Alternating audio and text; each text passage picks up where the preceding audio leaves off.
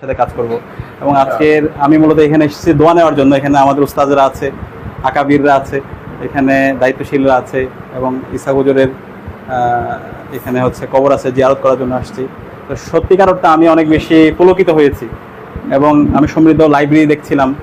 এখানে যে সংগ্রহে যে কিতাবগুলো আছে, তো আলটিমেটলি এখান থেকে কিন্তু নলেজের উৎপাদন হয়।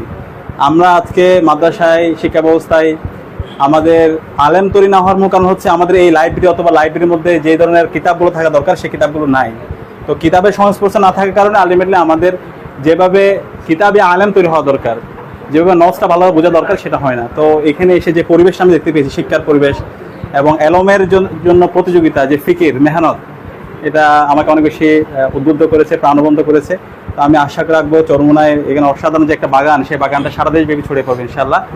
আর আমি সবার জন্য, সবার কাছে আমাদের জন্য দোয়া চাই এবং এর সাথে আমাদের এখানে ডাকসুর নেতৃবৃন্দ এসেছেন, তাদের জন্য দোয়া চাই।